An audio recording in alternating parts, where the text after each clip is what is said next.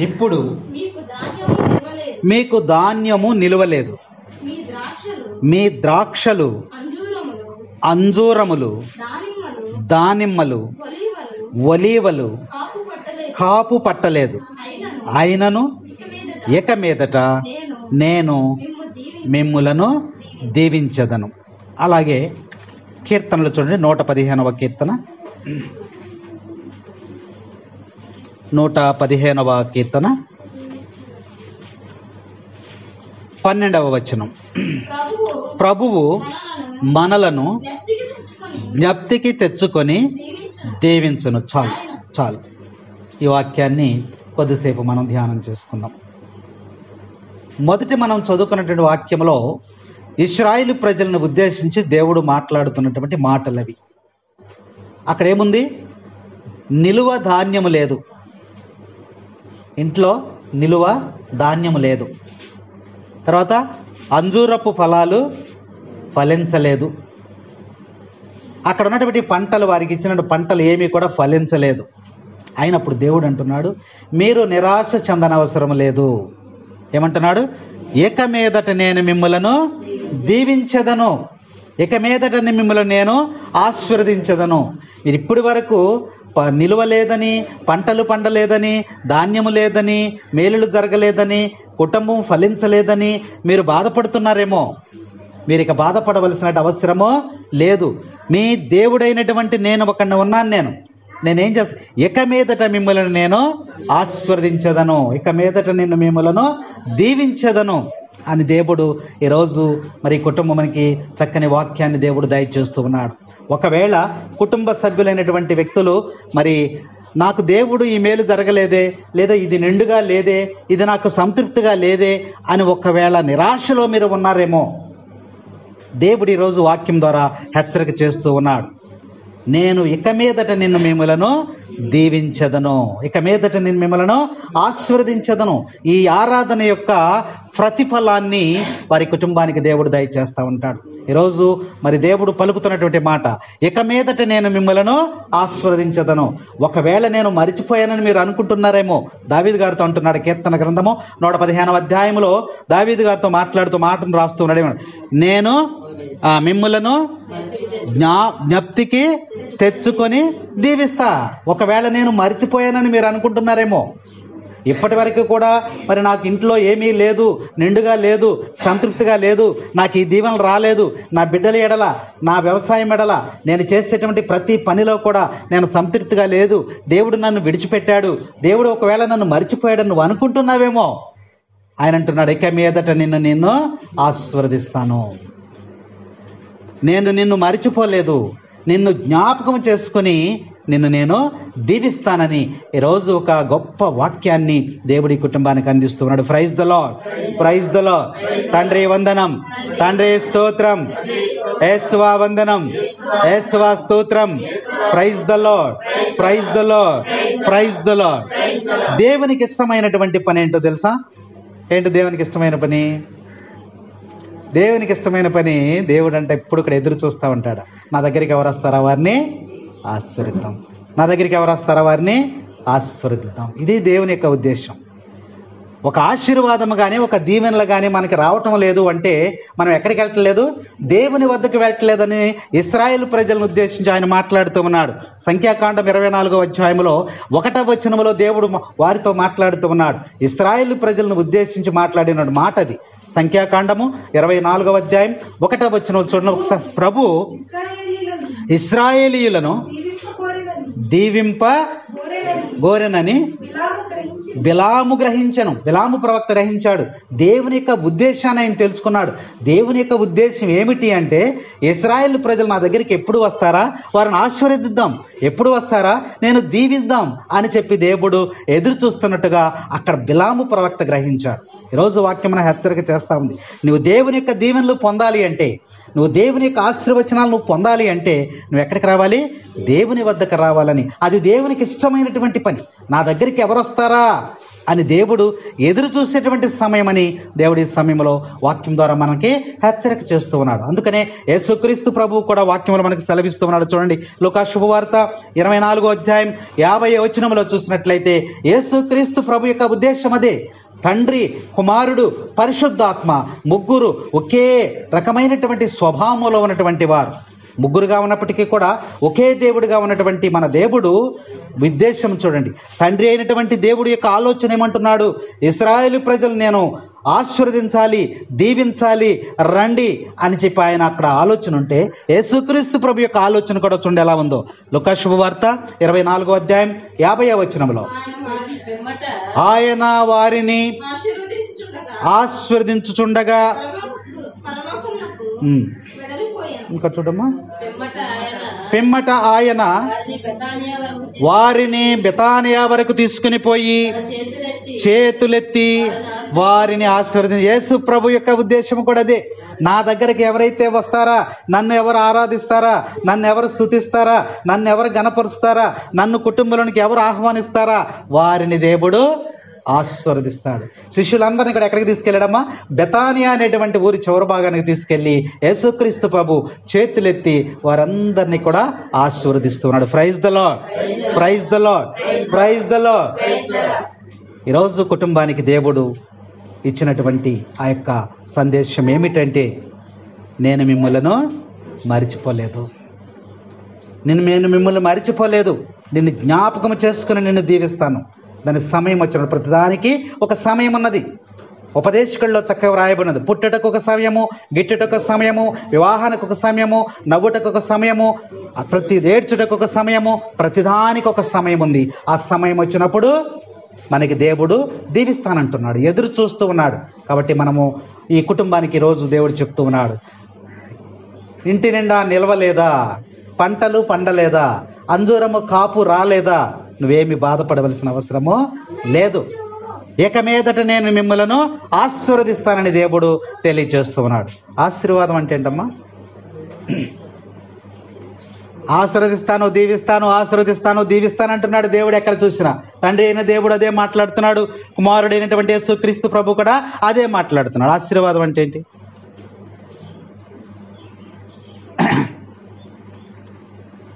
మన దేవుడు ఎల్లప్పుడూ కూడా ఆశీర్వదించేటువంటి దేవుడే. మరి ఆశీర్వాదం అంటే ఏంటి? ఏమనుకుంటున్నాం అమ్మా? సజీవుల లెక్కలో ఉంచడం ఆశీర్వాదం. ఇంకా బిల్డింగులు, డబ్బు, ఐశ్వర్యం ఇవన్నీ ఇచ్చేస్తే ఆశీర్వాదం అని మనము అనుకుంటాం. కానీ బైబిల్ గ్రంథం ఏం చెప్తుందంటే, నిజమైనటువంటి ఆశీర్వాదం ఏంటంటే ప్రభువుని కలిగి ఉండుటే ఆశీర్వాదం. ప్రభువుతో సహవాసమే ఆశీర్వాదం అంట. ఒక రాజుగారు వేటకెళ్ళారంట. అడవులకి ఒంటరిగా వేటకెళ్ళాడు, వేటాడదామని. అక్కడికి వెళ్ళిన తర్వాత రకరకాల పక్షులు, ప్రకృతి అంతా అక్కడ చూసి చాలా ఆనందిస్తూ ఉన్నాడు. ఆనందిస్తున్న తర్వాత ఇంతలో ఒక సింహం అక్కడికి వచ్చిందంట. ఒక సింహం అక్కడికి వచ్చి రాజు మీదకి ఎగబడుతూ ఉన్నప్పుడు ప్రాణభయముతో ఆయన ఏం చేస్తున్నాడు? పారిపోతూ ఉన్నాడు. ఎలా రక్షించుకోవాలి ఇప్పుడు అని పారిపోతున్నటువంటి సమయంలో ఒక ముగ్గురు వ్యక్తులు ఆయనకి ఎదురయ్యారంట. ఎదురయ్యి ఈయనెవరో మరి భయంతో ఉన్నాడు, సింహం ఇతని మీద పడుతుంది కాబట్టి రక్షిద్దామని చెప్పి గబగబా ఆ ముగ్గురు వ్యక్తులు వెళ్ళి ఆయన పట్టుకుని చక్కగా ఒక పొదలోనికి తీసుకెళ్లి దాసి సింహాన్ని దారి మళ్లించి ఈయన సురక్షితంగా బయటికి తీసుకుని వచ్చారు. Praise the lord, praise the lord, praise the Lord. తీసుకుని వచ్చిన తర్వాత ప్రాణ భయంతో ఆ ముగ్గురిని కూడా ఆయన కౌగిలించుకుని ఆయన ఏం చేశాడు?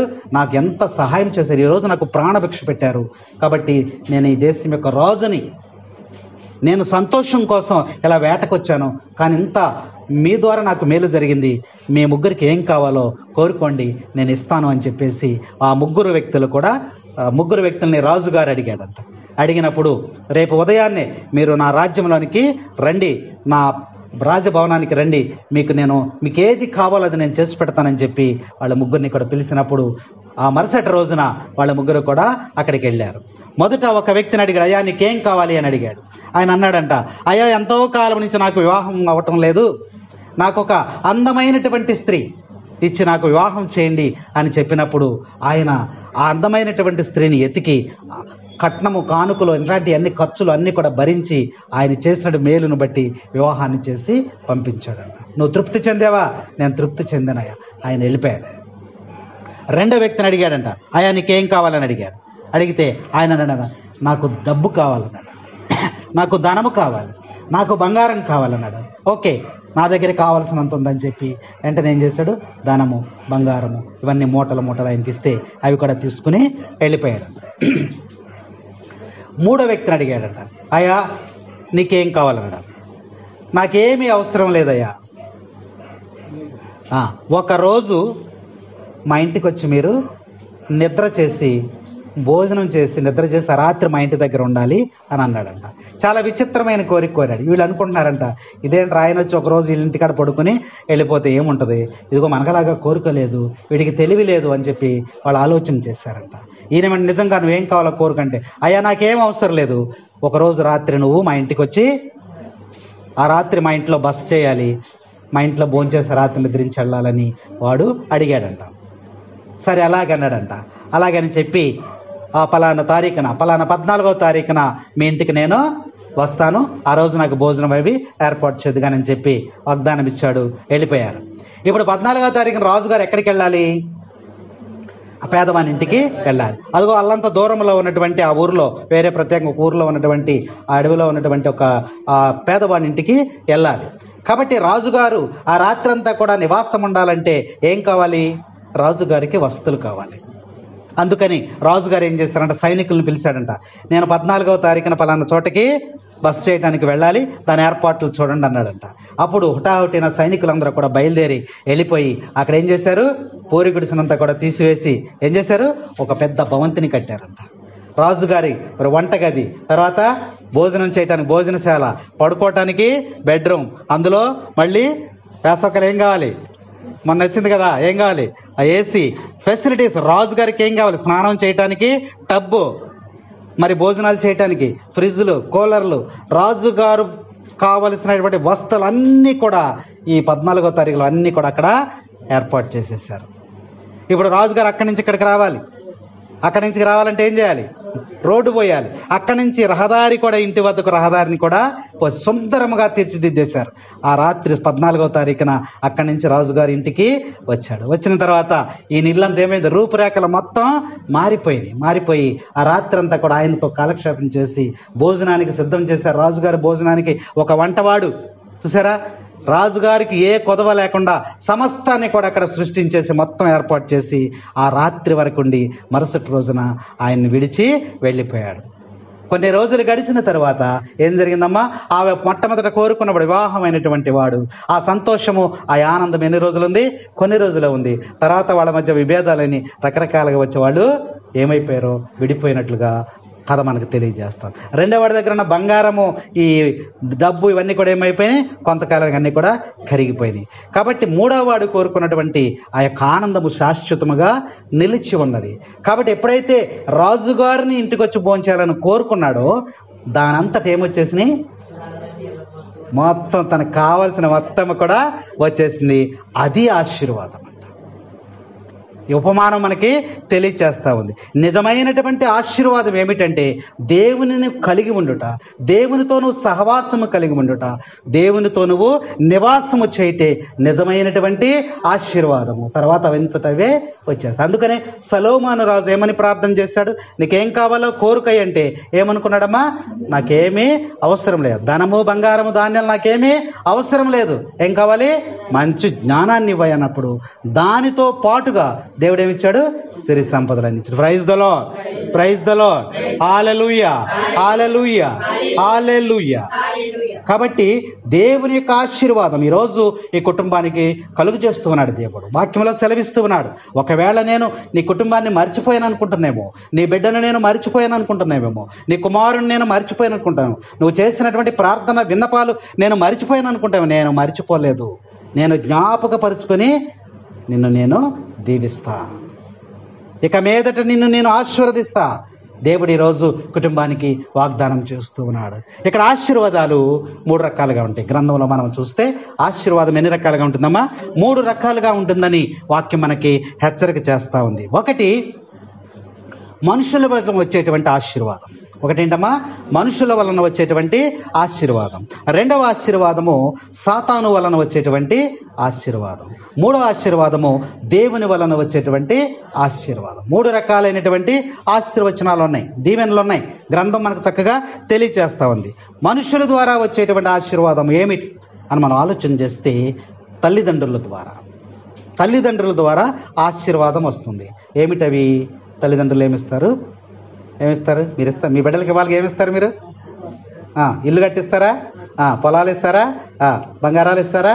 మనకున్నవి ఇస్తాం. అది తల్లిదండ్రుల ద్వారా బిడ్డలకు వచ్చేటువంటి ఆశీర్వాదం అది. అందుకనే గ్రంథంలో ఒక వాక్యం రాయబడి ఉంది, నీతిమంతులైనటువంటి తల్లిదండ్రుల యొక్క బిడ్డలను 1000 తరముల వరకు నేను ఆశీర్వదిస్తాను. దేవుడు అంటున్నాడు. ఎన్ని తరాలు? ఎవరు బిడ్డల్ని? అది లేకపోతే ఆశీర్వాదము లేదు. నీతిమంతులైనటువంటి యొక్క తల్లిదండ్రుల యొక్క బిడ్డలను 1000 తరముల వరకు నేను ఆశీర్వదిస్తానంటాడు. కాబట్టి అది తల్లిదండ్రుల ద్వారా వచ్చేటువంటి ఆశీర్వాదం. మరి ఈ గృహాన్ని మరి మరిదాస్ మాస్టర్ గారి యొక్క తండ్రి ఇచ్చారో, మరి వాళ్ళు ఇచ్చారో, కానీ స్థలం ఇచ్చారో, మరి ఏదో ఒకటి ఆశీర్వాదం మనకు ఉన్నంతలోనే మనం ఏం చేస్తాం? మనం బిడ్డలకి ఇస్తాం. అది తల్లిదండ్రుల ద్వారా వచ్చే ఆశీర్వాదం. రెండో ఆశీర్వాదం ఏంటమ్మా? ఇది చాలా మంచిది. సాతాను ద్వారా వచ్చేటువంటి ఆశీర్వాదం. సాధారణంగా సాతాను ద్వారా వచ్చే ఆశీర్వాదాలు ఎలా ఉంటాయి అంటే ముందు చాలా ఆనందముగాను సంతోషముగాను ఉంటాయి. తర్వాత ఎలా మారుతాయి? దుఃఖముగా మారిపోతాయి. అవునా? దుఃఖముగా మారిపోతాయి. యేసుక్రీస్తు ప్రభువునే సాతాను ఆశీర్వదిస్తూ ఉంది. ఎత్తైనటువంటి కొండ మీదకి తీసుకెళ్ళిపోయింది. ఏమంటుంది అక్కడ? మత్తయి శుభవార్త 4వ అధ్యాయము 8-9 వచనాలు చూసినట్లయితే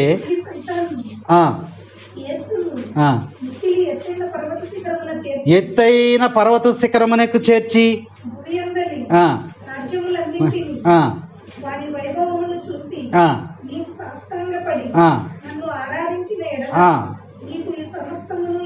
ఇస్తాను. చూసారు? ఆశీర్వాదం, సాతాను యొక్క ఆశీర్వాదం మనం ఇక్కడ చూస్తూ ఉన్నాం.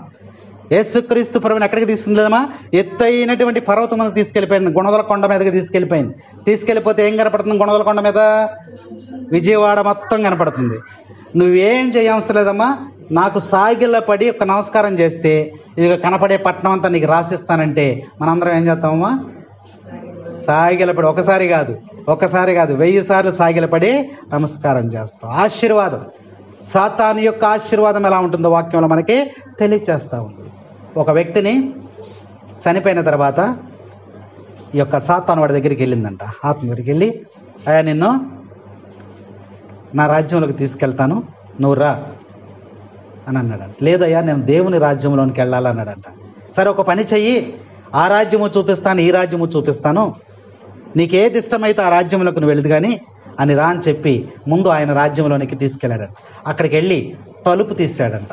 తలుపు తీసేసరికి ఈయనకి చక్కగా గులాబీ పూలు రేకులతో చక్కగా వేసి దండలేసి స్వాగతం పలికి పూలగుచ్చాలిచ్చి శాలువాలు కప్పి లోపలికి ఆహ్వానించారు. లోపల చూస్తే అందమైనటువంటి వాతావరణం ఉంది, చక్కని వాతావరణం, అన్ని రకాల సేవలు. ఈయనకి ఏ కొదవ లేకుండా చక్కగా సేవలు చేస్తున్నారు, అందరూ పరిచర్య చేస్తూ ఉన్నారంట. ఈయన నాకు భూలోకములో కూడా ఎంత ఆనందకరమైన పరిస్థితి నాకు ఎప్పుడూ కూడా కలగలేదు, ఎంత బాగా చూస్తున్నారు, ఎంత పరిచర్య చేస్తున్నారు, నన్ను మరి అభినందిస్తూ ఉన్నారు, నన్ను శాలువాలు కప్పి నాకు మరి ఇవన్నీ కూడా గొప్ప గొప్ప కార్యాలు చేస్తున్నారని, ఇంక ఇవే కాదు లోపలికి రండి అని చెప్పి అలా చూపించుకుంటా ఆ ప్రదేశం అంతా కూడా చూపించుకుంటా తీసుకొచ్చారు. చాలా బాగా నచ్చింది, ఇంత పరిచర్య. తర్వాత దేవుని రాజ్యం కూడా చూపిస్తానని ఆ రాజ్యంలో తీసుకెళ్ళి దాని తలుపుని తీశాడంట. తీస్తే లోపల ఒక సింహాసనం మీద కొన్ని కూర్చున్నాడంట ఒక ఆయన. ఆయనకు ధూపం వేస్తూ పాటలు పాడుతూ ఎవరి పనిలో వాళ్ళు ఉన్నారు. ఈయన ఎవరు పట్టించుకోలే. లోపలికి వచ్చాడు, చూశాడు. ఈయన్ని ఆహ్వానించడానికి కూడా ఎవరు అక్కడికి రాలేదు. ఎవరి పని వాళ్ళు చేసుకుంటూ దేవుని స్తుతించుకుంటూ ఆరాధించుకుంటూ ఎవరి పనిలో వాళ్ళు ఉన్నారు. వీడు అనుకున్నాడు అంటే ఇప్పుడు ఏమనుకున్నాడు, ఇక్కడ కన్నా అక్కడ బాగుంది. ఏముంది అక్కడ? నాకు సంతోషాన్ని కలగజేసేది అక్కడ ఉంది, చాలా బాగుంది అక్కడ. కాబట్టి ఇక్కడికన్నా అక్కడికి వెళ్తామే బెటరు, నన్ను అలా చూసుకుంటారు, ఇక్కడ ఎవరు చూడలేదు కదా అని చెప్పి నేను అక్కడికే వస్తాను అన్నాడంట. అనేప్పుడు వెంటనే రా, సాతాను ఆశీర్వాదం ఎలా ఉందో రా అని చెప్పి అక్కడికి వచ్చిన తర్వాత డోర్ తీసి వాడిని లోపలికి తోసి డోర్ వేసేసాడంట. వీడి లోపలికి వెళ్ళగానే ఏమైపోయిందో మొత్తం ఏం లేదు, మొత్తం మారిపోయింది. పిశాచాలు, దెయ్యాలు, భటులు, యమకింకరులు అందరూ ఉండి అంటారు కదా ఏంటి అయ్యి, నూనెలో సలసల కాల్చటము, కత్తులతో పొడవటము, భయంకరమైన దృశ్యాల్లో పడిపోయాడు. అప్పుడు అంటున్నాడంట, నేను వచ్చాను కదా ఇందాడు వచ్చి చూసినప్పుడు ఇవన్నీ కూడా ఉన్నాయి, మరి ఇప్పుడు ఇదేంటి ఎలా అయిపోయిందంటే ఆడేమన్నాడంట సాతాను అన్నాడమ్మా, నువ్వు వచ్చినప్పుడు అడ్వర్టైజ్మెంట్ వచ్చింది అన్నాడంట. నువ్వు వచ్చినప్పుడు అడ్వర్టైజ్మెంట్ వచ్చింది, అసలు వాస్తవము ఇది. చూసారా, సాతాను యొక్క ఆశీర్వాదం ఎప్పుడు కూడా ముందేంటంటే చాలా ఆనందంగా సంతోషంగా ఉంటుంది, తర్వాత ఎక్కడికి తీసుకెళ్ళిపోద్ది, దుఃఖంలోనికి తీసుకెళ్ళిపోద్ది. మన వాళ్ళు ఈ మధ్య కూడా బెట్టింగ్లు ఇవన్నీ పెట్టారా చేశారు. జోదంలోకి వెళ్తాడు, 10 రూపాయలు వేస్తాడు, 10 రూపాయలు వేయగానే 10కి 10 వచ్చేస్తాయి. ఓ ఆనందం, 20 వచ్చినాయి. ఇప్పుడు ఏం చేయాలి, 20 వేసేయాలి. 20 వేస్తే ఎంత వచ్చినాయి, 40 రూపాయలు వచ్చినాయి. 40 వేసేస్తే 80, 80 వేసేస్తే 160, అలా 10,000 వచ్చినాయి. 10,000 వేస్తే 20 వచ్చేయచ్చుగా. నీకు 10 రూపాయలు తెలియనోడు నీకు ఎంత వచ్చినాయి, 20,000 వచ్చినాయి, వచ్చేయచ్చు కదా. సాతాను రానివ్వదు, మోజు అనమాట, నీకు ఆశ పట్టేస్తుంది. కాబట్టి నువ్వేయి, నీకు ఇంకా వస్తాయి, ఏయి. అప్పుడు ఏం చేస్తాడు, బాగా వస్తున్నాయి అని చెప్పి పక్కోడి దగ్గర ఇంకొక 20,000 తీసుకుని, ఈ 80కి 20 తగ్గినాయి కదా లక్షకే, కాబట్టి ఇంకొక 20,000 తీసుకుని ఇప్పుడు ఏం చేస్తాడు, 80 లక్ష కలిపి 1,00,000 ఒకసారే కాస్తాడు. ఈసారి ఏమైపోయినాయి, మొత్తం పోయినాయి. వీడికి 20,000 కట్టాలిగా. ఇంటికి వెళ్ళి ఏం చేస్తాడు, తపేళలు డెక్షాలు మొత్తం అమ్మేసి వాడికి కట్టాల్సి వస్తుంది. సాతాను యొక్క ఆశీర్వాదము ముందేం చేస్తామా, ఆనందాన్ని కలిగిస్తూ ఉంటుంది.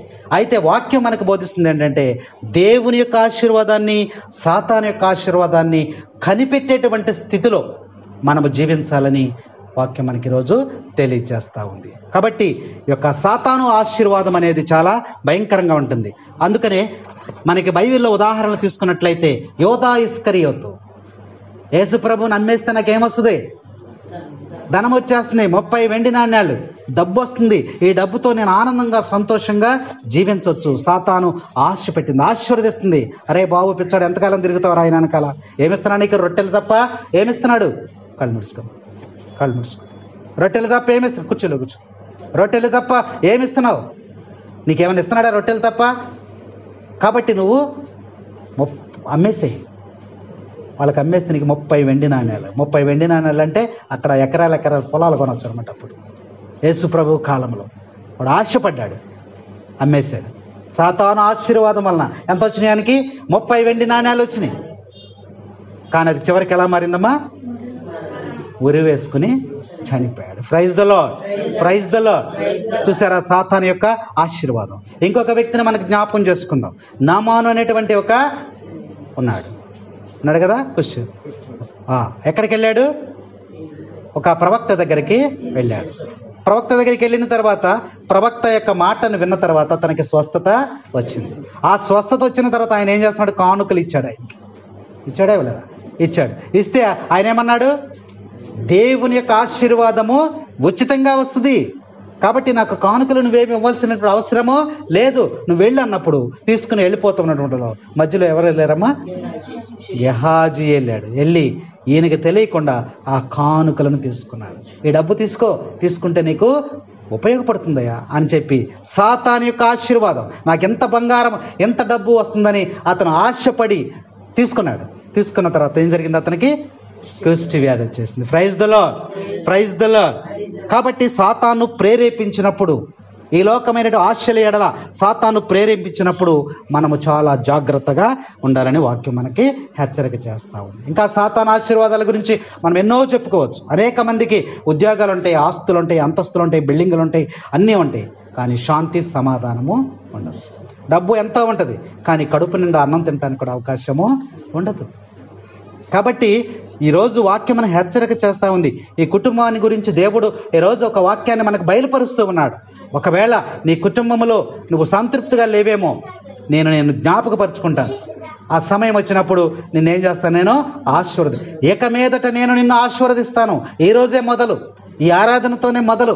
ఇక మీదట నేను నిన్ను దీవిస్తా, ఇక మీదట నేను ఆశీర్వదిస్తానని కుటుంబానికి దేవుడు ఈరోజు చక్కని ఒక శుభవార్తను దేవుడు వాక్యం ద్వారా తెలియచు. నువ్వు నిరాశ పడవలసిన అవసరం లేదు. ఎందుకనంటే దేవుని వాక్యాన్ని విశ్వసించినటువంటి వారు మరి ఐశ్వర్యవంతులు అవుతారని వాక్యం మనకి హెచ్చరిక చేస్తా ఉంది. ఈరోజు దేవుడు మీకు చక్కని వాక్యాన్ని మీరు ప్రకటిస్తూ ఉన్నాడు. ఒకవేళ మీరు బాధపడుతున్నారేమో కుటుంబ సభ్యులుగా, ఇదిగో నా బిడ్డ ఎడల ఒక కార్యం చేయలేదు, నా కుమారుడి ఎడల ఒక కార్యం చేయలేదు, నేను అనేక విధాలుగా దేవుని కోసం ప్రయాసపడుతున్నానని నువ్వు బాధపడుతున్నావేమో. నువ్వు బాధపడవలసిన అవసరమో లేదు. నిన్ను జ్ఞాపకపరుచుకుంటున్నాను, నేను నిన్ను మరిచిపోలేదు, నిన్ను జ్ఞాపకపరుచుకుంటున్నానని దేవుడు ఈరోజు మనకి మాట ఇస్తూ ఉన్నాడు. మన దేవుడు మాట ఇచ్చేటువంటి దేవుడు, మాటను మరిచిపోయేటువంటి దేవుడు కాదని వాక్యం ఈరోజు మనకి హెచ్చరిక చేస్తా ఉంది. మూడవ ఆశీర్వాదం ఏంటమ్మా? దేవుని వలన వచ్చేటువంటి ఆశీర్వాదం కావాలా మనందరికీ కూడా. దేవుని యొక్క ఆశీర్వాదాలు అందరికీ కావాలి, దేవుని యొక్క దీవెనలు అందరికీ కావాలి. అయితే దేవుడు ఎవరిని దీవిస్తాడు? అందరిని దీవిస్తాడా? ఆయన దీవించడంట, అందరిని దీవించనంటున్నాడు.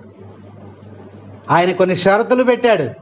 దేవుని యొక్క దీవెనలు కావాలంటే, దేవుని యొక్క ఆశీర్వాదాలు మనకు కావాలంటే దేవుని యొక్క మాట చొప్పున మనము నడవాలి. వాక్యంలో ఉంది చూడండి, మనం చూసుకున్నట్లయితే సామెతల గ్రంథము 10వ అధ్యాయం 6వ వచనంలో చూసినట్లయితే అక్కడ ఒక వాక్యం రాయబడి ఉంది చూడమ్మా.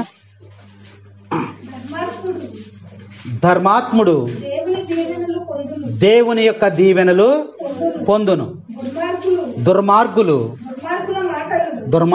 మాటలు చూడు. ఇక్కడ సామెతల గ్రంథంలో మనం 10వ అధ్యాయం 6వ వచనంలో చూస్తే అక్కడ చక్కగా యథార్థవంతులు అంటే ఎవరు? నీతిమంతులు. దేవుడు ఎవరిని ఆశీర్వదిస్తాడంట? యథార్థమైనటువంటి జీవితములు జీవించినటువంటి వారిని దేవుడు దీవిస్తాడంట. యథార్థమైన జీవితం అంటే ఏంటి? నీతివంతమైనటువంటి జీవితం ఎవరైతే జీవిస్తారో నీతిమంతులను దేవుడు ఆశీర్వదిస్తాడు. కాబట్టి దేవుని యొక్క ఆశీర్వచనం మనకు కావాలంటే, దేవుని యొక్క దీవెనలు మనకి కావాలంటే మనం ఎలా జీవించాలి? నీతివంతం యథార్థమైనటువంటి జీవితాన్ని జీవించినప్పుడు మాత్రమే వారు ఎలా పెరుగుతారంట? లెబనాను దేశంలో ఉన్నటువంటి దేవదారు వృక్షము వలె వారు ఎత్తైనటువంటి ప్రాంతంలో పెరుగుతారంట. దేవదారు వృక్షాలు ఎలా పెరుగుతాయి? ఎత్తుకెళ్ళిపోతాయి. అంటే దేవుడు నీతిమంతమైన జీవితము జీవించినప్పుడు ఆ నీతిమంతులను ఎలా ఆశీర్వదిస్తాడంట? ఎలా వాళ్ళు కింద స్థాయి ఉండదు, ఎప్పుడు కూడా పై స్థాయిలోనే ఉంటారంట. పై స్థాయిలు అంటే ఉన్నతమైన అంతస్తులు, మేడలు, మిద్దెలు ఎలా అని కాదు. అతను ఉన్నతమైనటువంటి స్థితిలో ఒక గౌరవప్రదమైనటువంటి వ్యక్తిగా ఉంటాడని వాక్యం మనకి ఈరోజు హెచ్చరిక చేస్తూ ఉంది. నీతిమంతులు అంటే ఏంటి అసలు? ఎలా ఉంటే నీతిమంతులు? మనం అనుకున్నాం నీతిమంతులను దేవుడు ఆశీర్వదిస్తాడు. నీతిమంతుడు ఎవరు అసలు? ఆయన అంటాడు కదా, ఏమంటాడు? ఒక్కడును కూడా లేడు. మరి ఇంకెవరిని దీవిస్తాడు ఈయన ఒక్కడో లేనప్పుడు? ఎవరిని దీవిస్తాడమ్మా? యోబు గ్రంథం చూద్దాం. యోబు గ్రంథము 1వ అధ్యాయము 1వ వచనం.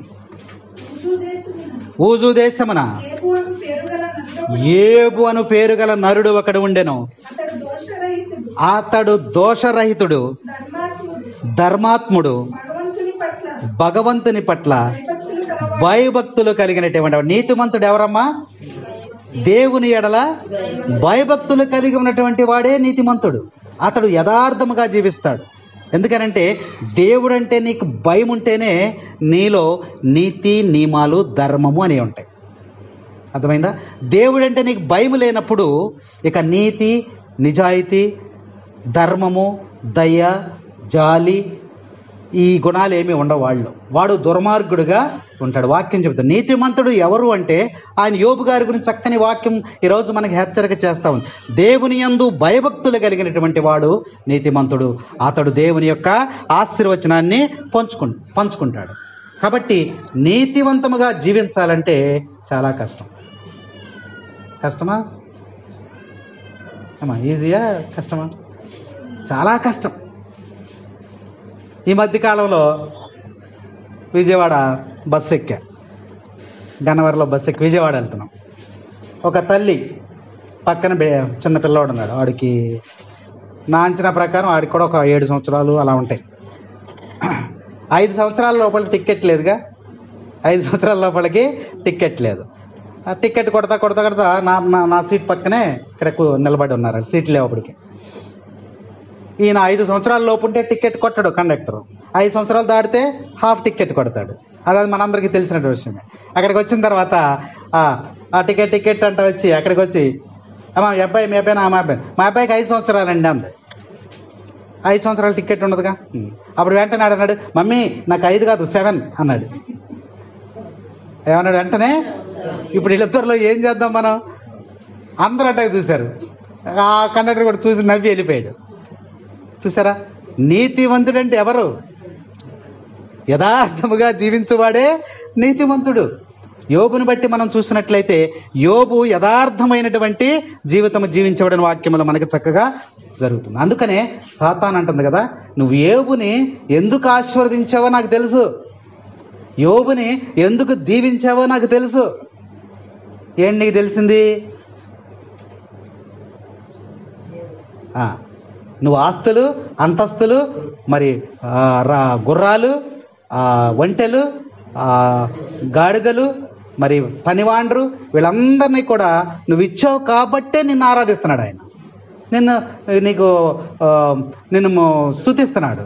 అవన్నీ తీసేస్తే ఆయన నిన్ను స్తుతిస్తాడా అని చెప్పినప్పుడు దేవుని చేత పరీక్ష పెట్టబడింది. అక్కడ దేవుడే సాతాన్ని పంపించాడు. అక్కడ పంపించి పరీక్ష పెట్టినప్పుడు చివరికి ఎవరు నెగ్గారమ్మా? యోబు గారే నెగ్గాడు. నాకు ఏం అవసరం లేదు, నేను లోకంలోనికి పుడతా ఎలా వచ్చానో మళ్ళీ చనిపోతా కూడా అలాగే వెళ్ళిపోతాను, కాబట్టి నాకు ఇవన్నీ దేవుడే ఇచ్చాడు, దేవుడే తీసుకున్నాడని దేవుడి మీదే భరోసా. ఆయన జీవితం ఎలా ఉందమ్మా? ఎలా ఉంది? మొదటి స్థితి కన్నా కడపట్ట స్థితి మహా అద్భుతముగా ఉంది. ఇప్పుడు ఆయనకి 3000 గొర్రెలు ఉన్నట్టయితే కడపట్టి స్థితిలో ఎంత ఉన్నాయమ్మా? 6000 గొర్రెలు ఉన్నాయి.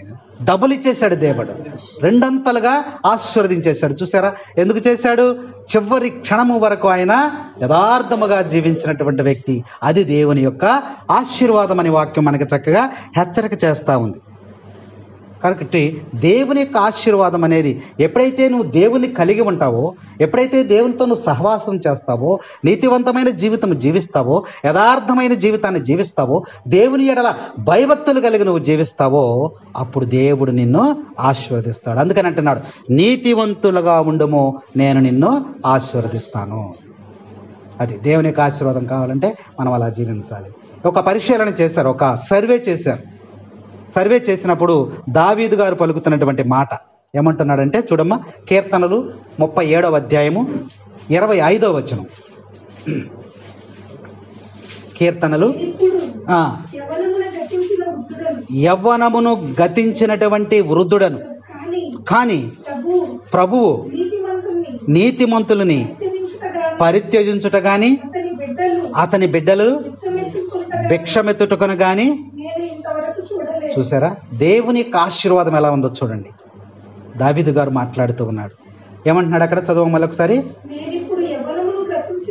యవ్వనమును గతించినటువంటి వృద్ధుడు అంటే అతనికి చిన్న వయసు అయిపోయింది, యవ్వన ప్రాయం అయిపోయింది. ఇప్పుడు ఎక్కడికి వచ్చేసాడు? ముసలివాడైపోయాడు, వృద్ధాప్యానికి వచ్చేసాడు.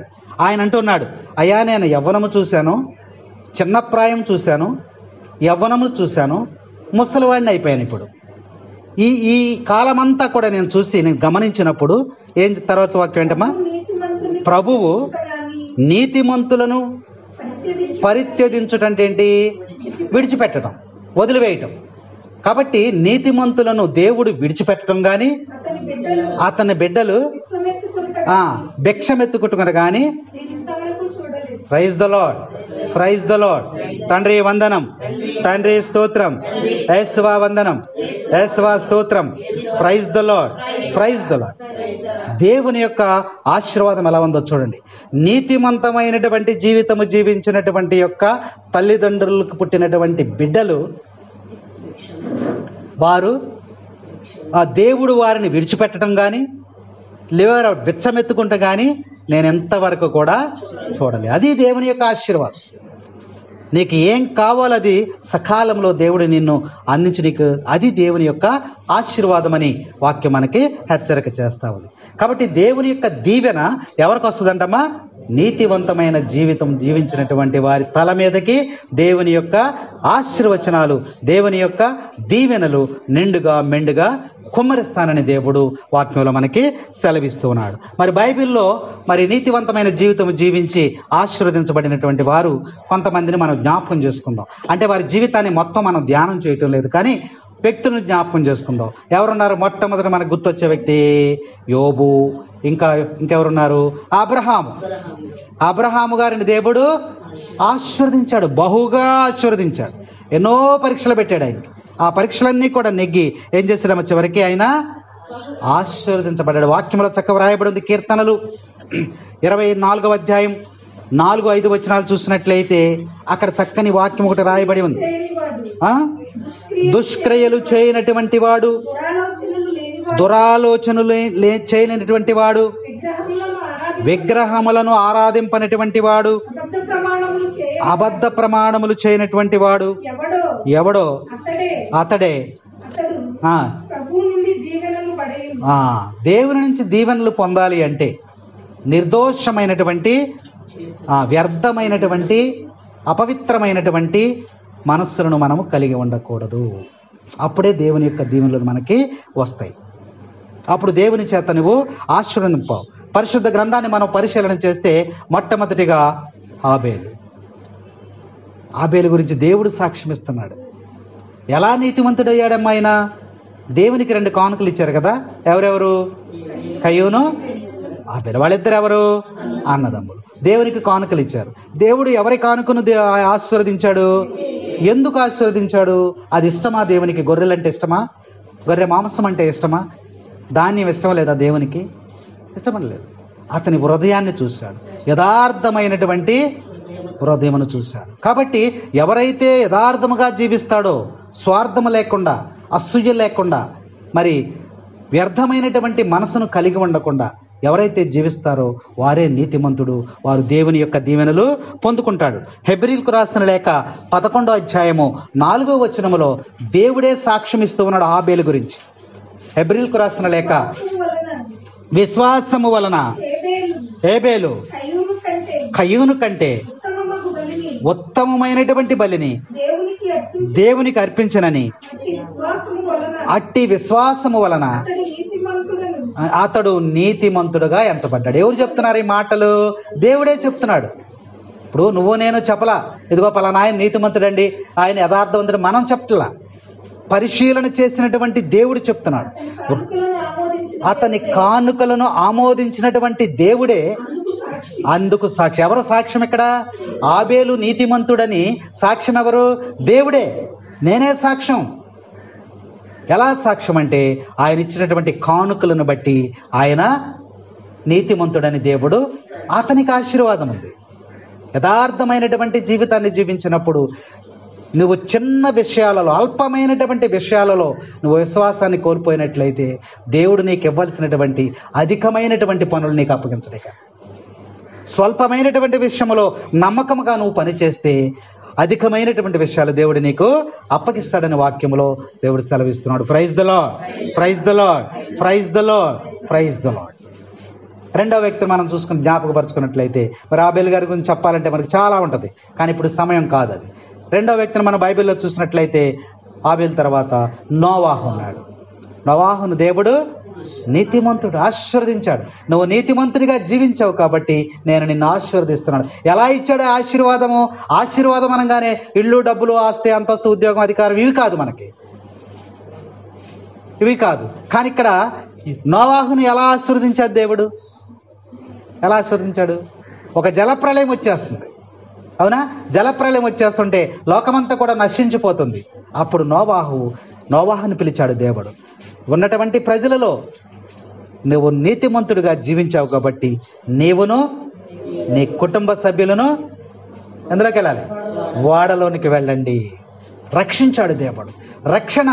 రక్షణ ఆనందం అనేది దేవుని యొక్క ఆశీర్వాదం. చూసారా? నిత్య జీవము, రక్షణ ఆనందం అనేది దేవుని యొక్క ఆశీర్వాదం అనే గ్రంథం మనకి తెలియజేస్తుంది. బాహ్యంగా మనం అనుకునేటువంటి ఈ కాదు ఆశీర్వాదాలు. దేవుడిచ్చేది ఏంటంటే రక్షణ. అందరూ చనిపోతూ ఉన్నప్పుడు ఆయన ఏం చేశాడు? నువ్వు నీతిమంతుడిగా జీవిస్తున్నావు కాబట్టి ఆయన నీతివంతమైన జీవితాన్ని దేవుడు గమనించాడు. నన్ను కూడా దేవుడు పరీక్ష చేస్తాడు, చూస్తూ ఉంటాడు. కాబట్టి ప్రళయ దినాలలో, రెండవ రాకడ సమయంలో నోవాహుని ఎలా దేవుడు కాపాడాడో అలాగే దేవుడే పిలుస్తూ ఉన్నాడు, ఇంకెవరో పిలవాల. జలప్రళయం వచ్చేస్తుంది, నోవాహు అందరూ కూడా, నా లోకం సృష్టి అంతా కూడా నాశనం అయిపోతుంది. నువ్వు నీతివంతుడిగా జీవించావు కాబట్టి నీకు బిడ్డలందరూ కూడా వాడలోనికి praise the lord, praise the lord, praise the lord. ఇంకొకటి మనం జ్ఞాపకపరుచుకుందాం. సొదొమ గొమొర్రా పట్టణాలు. సొదొమ గొమొర్రా పట్టణాలు నాశనం అయిపోయినాయి, అవ్వలేదా? ఎలా నాశనం చేశాడు దేవుడు? అబ్రహాం ప్రార్థన చేశాడు కదా, ఏమని చేశాడు ప్రార్థన? ఎలా చేశాడు ప్రార్థన? 50 మంది ఉంటే ఈ పట్టణాన్ని కాపాడతావా అని అడిగాడు. అడిగితే దేవుడు ఏమన్నాడు? ఓ ఎస్ అలాగే అన్నాడు.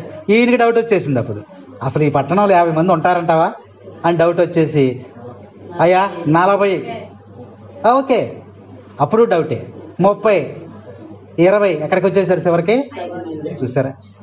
ఎవరు ఉండాలంట? 10 మంది కూడా ఎవరు ఉండాలి? నీతిమంతులు. ఒక్కడున్నా సరే ఆ పట్టణాన్ని కాపాడుతానన్నాడు. చూసారా?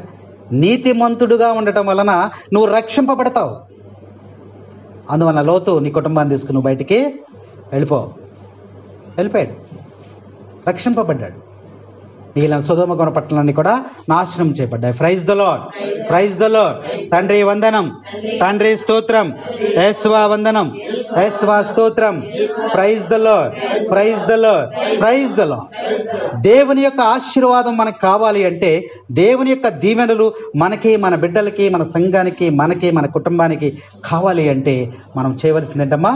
యథార్థమైనటువంటి నీతివంతమైనటువంటి జీవితాన్ని మనము జీవించినప్పుడు దేవుని యొక్క దీవెనలు మనకి సమృద్ధిగా దయచేస్తానంటున్నాడు. రెండవ ఒకటి మనం చూసినట్లయితే వాక్యం చూడండి. సామెతల గ్రంథము 28వ అధ్యాయము 20వ వచనం.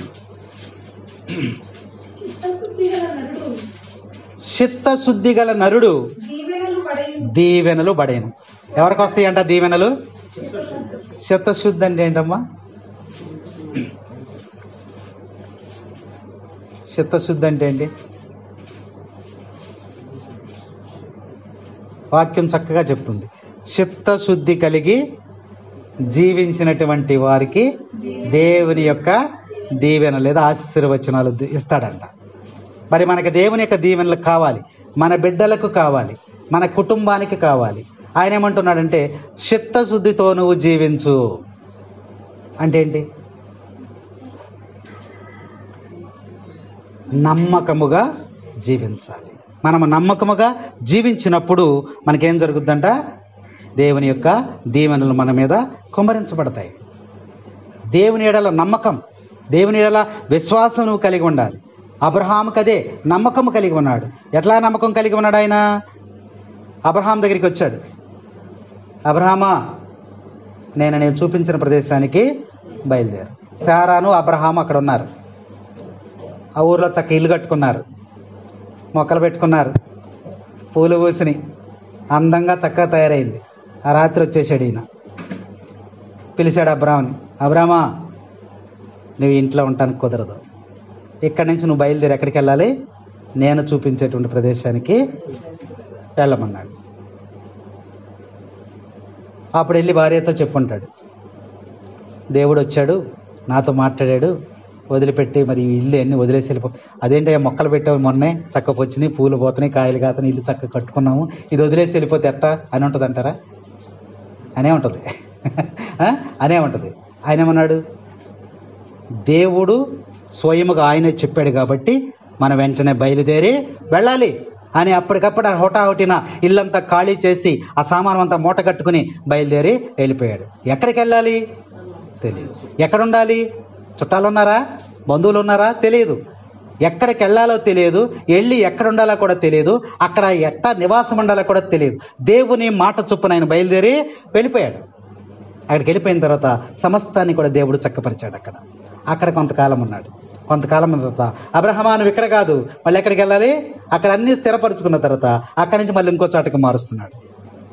అలా మార్చుకుంటూ వెళ్తున్నప్పుడు దేవుని యొక్క మాట చొప్పున ఆయన వెళ్ళిపోతూ ఉన్నాడు. అంటే దేవుని మీద నమ్మకం, చిత్తశుద్ధి కలిగి జీవించినటువంటి వ్యక్తి అబ్రహాము. అందుకనే అబ్రహాముని విశ్వాసులకు తండ్రిగా ఆయన చేశాడని యొక్క వాక్యం మనకు చక్కగా హెచ్చరిక చేస్తూ ఉంది. సంఖ్యాకాండంలో రాయబడి ఉంది చూడడం ఒక మాట. సంఖ్యాకాండంలో 12వ అధ్యాయంలో 7వ వచనం ఒకసారి చదవండి.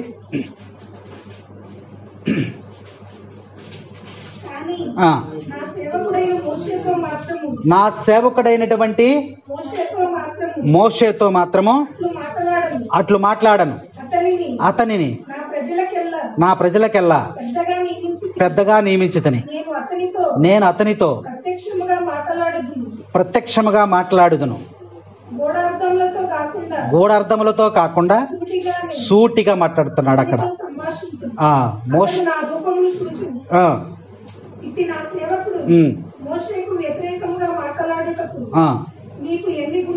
చాలు చాలు.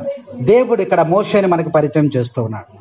తనలో ఉన్నటువంటి యథార్థతను బట్టి, తను జీవించినటువంటి జీవిత విధానంలో తన యొక్క యథార్థతను బట్టి అబ్రహాముతో ఏ విధముగా మాట్లాడాడో అలాగే మోషేలో ఉన్నటువంటి యథార్థతను కనిపెట్టి ఆయన అంటూ ఉన్నాడు, నేను అతనితో సూటిగా మాట్లాడతాను.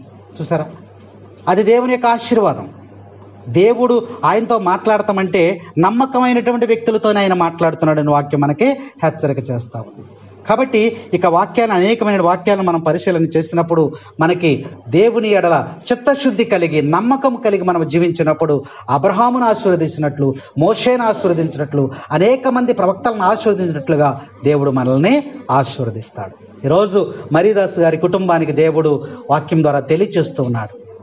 ఏమిటంటే, నేను నిన్ను ఆశీర్వదిస్తా, ఇక మీదట నేను నిన్ను ఆశీర్వదిస్తా. మొదటి వాక్యంలో చదువుకున్నాం కదా, హగ్గయిలో చూడండి. హగ్గయిలో ఏమిటి అక్కడ మాట రాసి ఉంది? 2వ అధ్యాయం 19వ వచనంలో,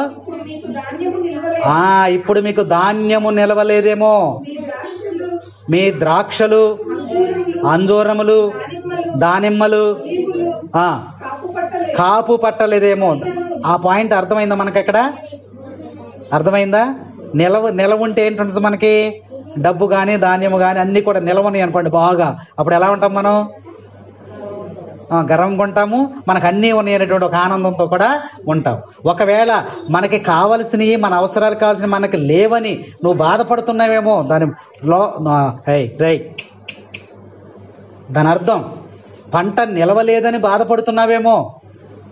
ఒకవేళ నీ అంజూరపు చెట్లవి పంట రాలేదని, పంట ఫలించలేదని నువ్వు బాధపడుతున్నావేమో. ఇక మీదట నిన్ను నేను దీవిస్తా, నువ్వు బాధపడద్దు. ఇక మీదట నిన్ను ఆశీర్వదిస్తా, నువ్వేమి భయపడవలసిన అవసరమో లేదు.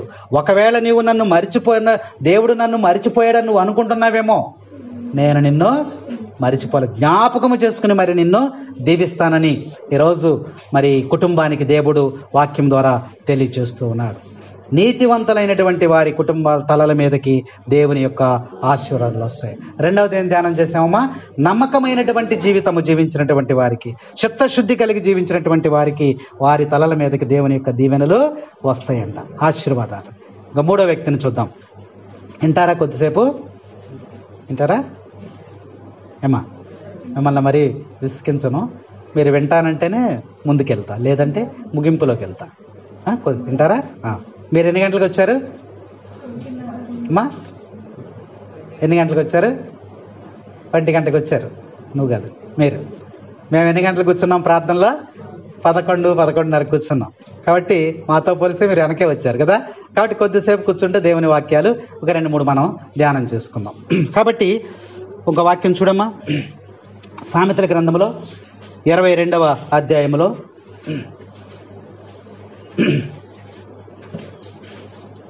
22వ అధ్యాయము 9వ వచనం. తన భోజనమును పేదలకు కూడా వడ్డించు కరుణామయుడు దేవుని యొక్క దీవెనలు.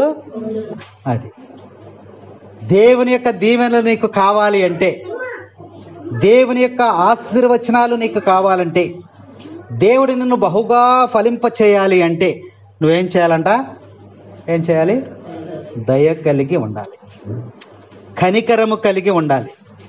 కనికరము గల వారి ఎడల, దయ కలిగినటువంటి వారి ఎడల దేవుని యొక్క ఆశీర్వాదము ఉంటుంది. వాక్యములు ఏముంది అందులో? నువ్వు భుజించేటువంటి ఆహారములో కొంత ఎవరికి పెట్టాలంట? పేదలకు పెట్టాలి. అందుకని యేసుక్రీస్తు ప్రభు తీర్పు సమయంలో చెప్తూ ఉన్నాడు. ఏమని చెప్తున్నాడు? ఇదిగో వీరిని గొర్రెల వలెను మేకల వలెను వెడగొట్టేస్తాడంట. మన ఆత్మలన్నీ కూడా ఏమైపోతాయి? గొర్రెల వలెను మేకల వలెను వెడగొట్టేస్తాడంట. వెడగొట్టినప్పుడు గొర్రెలను ఉద్దేశించి దేవుడు ఏం మాట్లాడుతున్నాడు?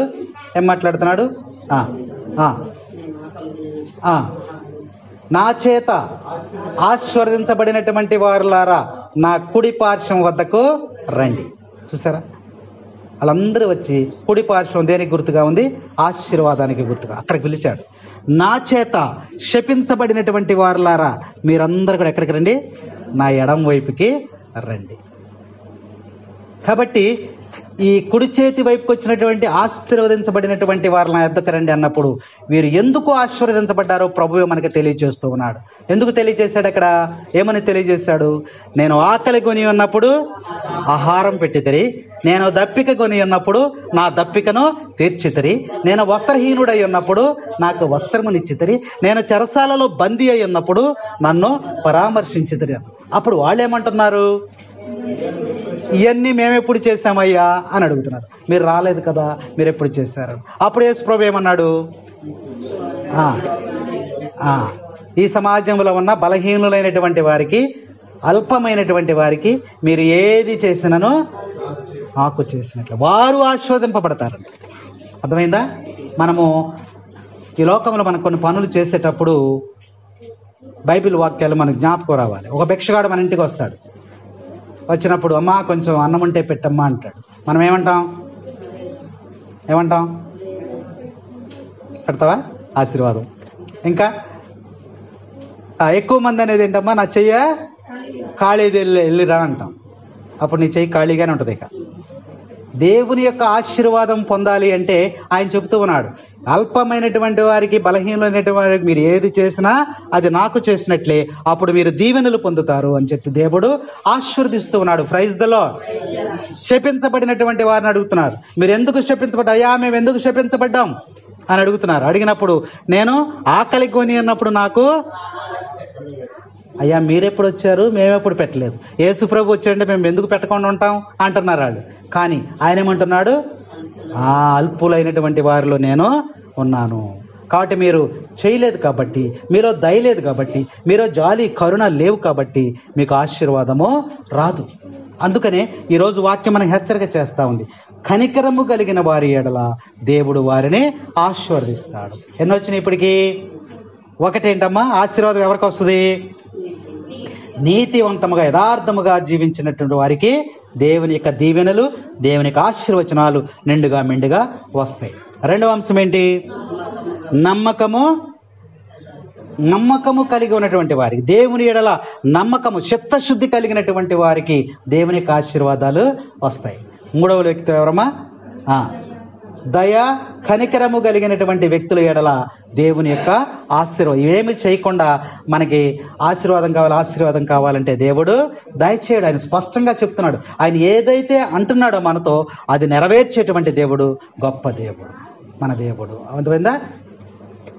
దయగల్ల యేసయ్యా, కృపగల్ల యేసయ్యా, ప్రేమగల్ల యేసయ్యా, నా మంచి యేసయ్యా. దయగల్ల యేసయ్యా, కృపగల్ల యేసయ్యా, ప్రేమగల్ల యేసయ్యా, నా మంచి యేసయ్యా. దయ కలిగినటువంటి వాడు, ప్రేమ కలిగినటువంటి వాడు, జాలి కలిగినటువంటి వాడు, కృప కలిగినటువంటి వాడు మన యేసయ్య. అందుకనే ఆయన ఏ అద్భుతాలు చేసినా సరే దేంతో చేశాడమ్మా? జాలి కలిగి చేశాడు. కుష్టి వ్యాధిగ్రస్తులు అక్కడికి వచ్చినప్పుడు, అయా మేము కుష్టి వ్యాధితో బాధపడుతున్నామంటే ఆయన ఏం చేశాడు? జాలి కలిగి వారికి స్వస్థతను కలగజేశాడు. ఎన్ని అద్భుతాలు చేశాడో. ఈ అద్భుతాలన్నీ కూడా ఎలా చేశాడమ్మా?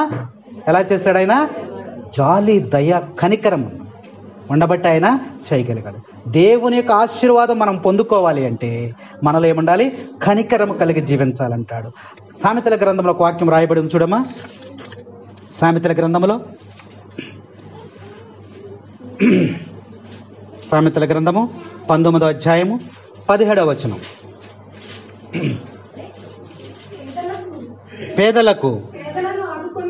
పేదలను ఆదుకొన్నచో ఎవరికి అప్పించినట్టమ్మా? చూసారా, పేదలకి మనం సహాయం చేస్తే, నువ్వు దయగలిగి జాలి కలిగి నువ్వు వారికి సహాయం చేస్తే ఎవరికి అప్పించినట్టంట? దేవునికి. అప్పిస్తే ఏం చేయాలమ్మా? ఎగ్గొట్టాలా, తీర్చాలా? మన చోట మనం ఒక అప్పు చేసామనుకోండి, ఆ అప్పును ఏం చేయాలి మనం? ఎన్ని రోజులైనా సరే దానిని ఆయనకి తీర్చాలా, అవసరం లేదా? తీర్చాలి. కాబట్టి ఈ దయాగుణము కలిగి ఈ బలహీనులకి, అల్పమైన వారికి నువ్వేదైనా సహాయం చేస్తే అదేంటంట? దేవునికి అప్పిచ్చాడంట. ఇప్పుడు నీ దగ్గర ఎవరు అప్పు తీసుకున్నారు? దేవుడు తీసుకున్నాడు. మరి అప్పు కట్టాలా వద్దా? కట్టాలి. దేవుడు నీ అప్పుని తీరుస్తాడంట. దేవుడు తప్పకుండా నీ అప్పుని తీరుస్తాడు. అదే ఆశీర్వాదం, అదే దీవెనలు. కాబట్టి మనం ఎప్పుడు కూడా దేవుని యొక్క మాటను జ్ఞాపకపరుచుకుంటూ మనము జీవించాలి. అందుకనే అష్టభాగ్యాలు ఉన్నాయి చూసారా? ఎక్కడ చేశారు ఆ ప్రసంగం? కొండ మీద చేశారు. అందులో ఒక మాటలో అష్టభాగ్యాలు ఒకటి ఉంది. ఏముంటుంది అది? దయగలవారు ధన్యులు, దయగల మకుటం వారిది, నిర్మల హృదయులు ధన్యులు, దేవుని సదా దర్శింతురు. హల్లెలూయా పిత హల్లెలూయా, సుత హల్లెలూయా, ఆత్మ హల్లెలూయా. హల్లెలూయా పిత హల్లెలూయా, సుత హల్లెలూయా, ఆత్మ హల్లెలూయా. దయగలవారు ధన్యులు, దయగల మకుటం వారిది. ఏముండాలంట? దయగలిగినటువంటి వారిని దేవుడు ఆశీర్వదిస్తాడు. నీకు దీవెనలు కావాలంటే, నీ కుటుంబం ఆశీర్వదించబడాలంటే, దేవుని యొక్క దీవెనలు నువ్వు పొందాలి అంటే నువ్వు ఎలా ఉండాలమ్మా? దయగలిగి జీవించాలి, కనికరమ కలిగి జీవించాలి, జాలి కలిగి జీవించాలి. అలా మంచి మనసు, దేవుని యొక్క మనసును నువ్వు కలిగి ఉన్నప్పుడు నీకు దేవుడు నిండుగా మెండుగా నిన్ను ఆశీర్వదిస్తాడు. అబ్రహామును ఆశీర్వదించినట్లుగా, యోబును ఆశీర్వదించినట్లుగా, ఆబేలును ఆశీర్వదించినట్లుగా, యోబును ఆశీర్వదించగా, అనేక మంది ప్రవక్తలను ఆశీర్వదించినట్లుగా, సొలొమోను రాజును ఆశీర్వదించినట్లుగా నిన్ను కూడా దేవుడు ఆశీర్వదిస్తాడని ఈ యొక్క వాక్యం మనకి ఈరోజు చక్కగా తెలియచేస్తా ఉంది. ఆయన కనికరించేటువంటి దేవుడు. ఆయన వద్దకెళ్ళి అందరు కూడా అయా మా యెడల కనికరము చూపమన్నారు. ఎవరు? కుష్టి వ్యాధిగ్రస్తులు. మేము బాధపడుతున్నామయ్యా, మా యెడల. దావీదు కుమారుడు ఏమన్నాడమ్మా?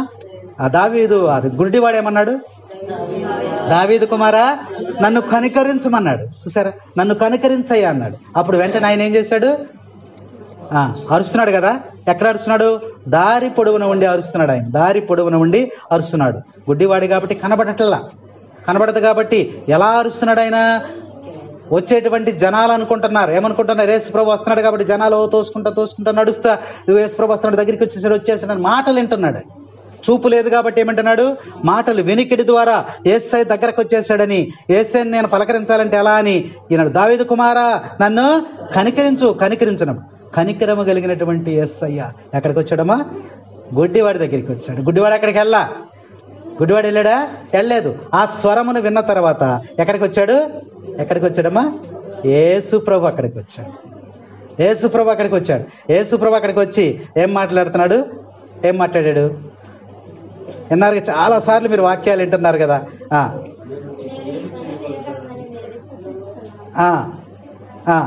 చెప్పమ్మా. విశ్వసించుచున్నారా?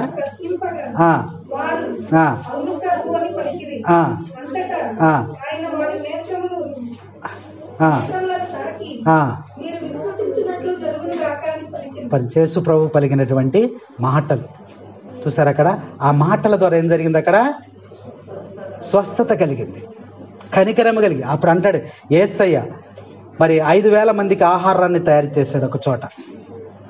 అప్పుడు ఏమంటున్నాడంటే, వీళ్ళు ఎప్పటి నుంచో ఆకలితో ఉన్నారు, వీళ్ళని చూస్తుంటే నా కడుపు తరుక్కుపోతుంది అన్నాడు. చూసారు ఎంత జాలి కలిగినటువంటి వాడు. దానిని బట్టి, ఆ జాలి ఆ కనికరమును బట్టి వాళ్ళందరినీ కూడా ఆయన అక్కడ ఆ రొట్టెలను ఆశీర్వదించాడు. 5 రొట్టెలు 2 చేపలు ఎన్నైనాయమా? 5,000 మందికి ఆశీర్వదించాడు.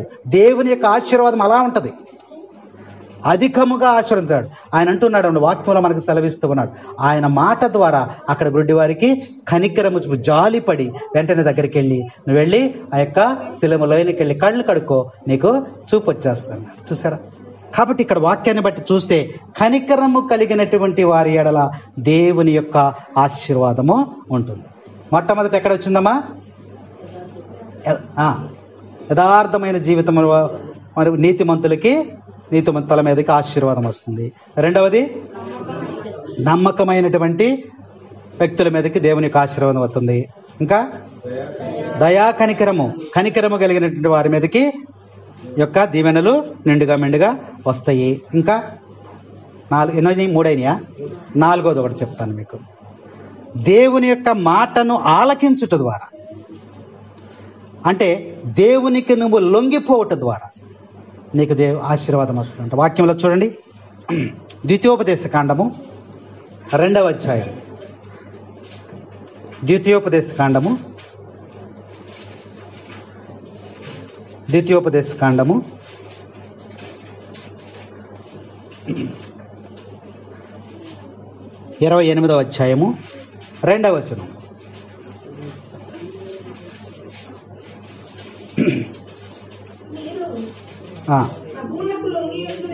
ప్రభువునకు లొంగి ఉందురేని ఈ క్రింది దీవెనలెల్లా నీ మీదకి. ఎన్నున్నాయమ్మా అక్కడ దీవెనలు? 14 వచనాల వరకు ఉన్నాయి. 14వ వచనం వరకు అన్ని దీవెనలే. ఆ దీవెనలు ఆశీర్వాదాలు ఎలా వస్తాయంట? నువ్వు దేవునికి లొంగినప్పుడే. అక్కడ వాక్యంలో చక్కగా ఉంది, ప్రభువునకు లొంగిదురేమో ఈ దీవెనలు మీ తల మీదకి వస్తాయి. అంటే ప్రభువు మాటని మనం ఆలకించాలి, ప్రభువుకి నువ్వు లొంగిపోవాలి, ఆయన చిత్తానికి నువ్వు లోబడి జీవించాలి.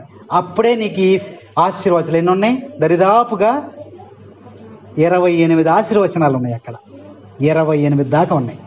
అది ఇంటి దగ్గర ఖాళీగా ఉన్నప్పుడు సార్ చదవండి. అంత టైం ఉంటుందంటారా మనకి? అంత టైం కష్టం. ఇక్కడంటే బలవంతంగా కూర్చున్నాం కాబట్టి అంటున్నాం, కానీ అసలు 28 దీవెనలు చదివేటువంటి టైం మనకు ఉంటుందా? ఉండదు. దేవుడు అక్కడ ఇచ్చే చూడండి, నాకు లొంగండి, నా చిత్తం ప్రకారం జీవించండి, నా మాటను ఆలకించండి, నేను మిమ్మల్ని దీవిస్తానంటున్నాడు.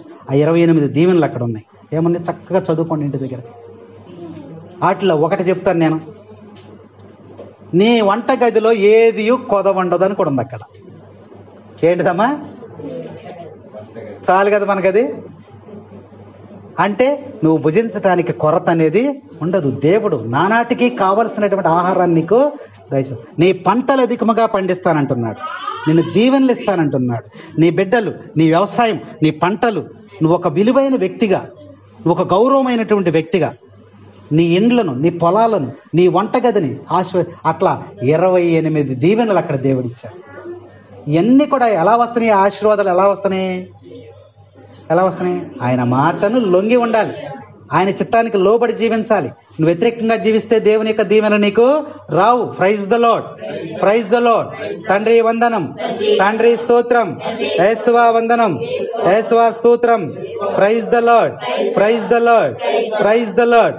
వాక్యాన్ని బట్టి మనం చూసినట్లయితే దేవుడు కానాను విందులోనికి వెళ్ళినప్పుడు ఏమన్నాడు ఆయన? ద్రాక్షారసం అయిపోయింది కదా, అప్పుడు ఏం జరుగుతుంది అక్కడ? ఏం జరుగుతుందమ్మా? నీటిని ద్రాక్షారసంగా మార్చాలి, అవునా? కాబట్టి అక్కడ ఏం జరిగింది? మరియ తల్లి ఏమంటుంది అక్కడ? ఆయన చెప్పినట్లు, అంటే ఆయన మాటను మీరు ఆలకించండి, ఆయన చిత్తానికి మీరు లోబడండి, అప్పుడే మీకు ఆశీర్వాదం, అప్పుడే మీకు దీవెన. ఆయన మాటను మీరు ఆలకించండి. ఎవరైతే ప్రభు యొక్క మాటను ఆలకిస్తారో వారికి ఆశీర్వాదం, ఎవరైతే ప్రభు మాటకి లోబడతారో వారికి ఆశీర్వాదం. అప్పుడు మరీ తల్లి అంటూ ఉంది, ఆయన మాటను మీరు ఆలకించండి. ఏం చెప్పాడు ఆయన?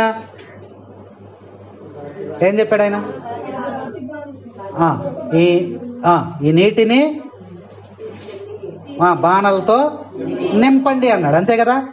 అప్పుడు ఎవరైనా లేచి ఈ నీటిని తీసుకెళ్ళి అందులో పోతే ఏమవుతాయా, మాకు ద్రాక్షారసం కావాలన్నారా? అనలేదు. మరియ తల్లి యొక్క మాటకు లోబడ్డారు. ఆయన మాటని మీరు ఆలకించండి. ప్రభు మాటకు లోబడితే ఆశీర్వాదం. అప్పుడు వెళ్ళి వెంటనే ఏం చేశారు, ఆ బాణంలో ఆ నీళ్లు తీసుకెళ్ళి ఎందులో పోసారు, బాణంలో అంచుల వరకు నింపారు. నింపగానే ఏమైపోయినాయమ్మా, అది ఆశీర్వాదం.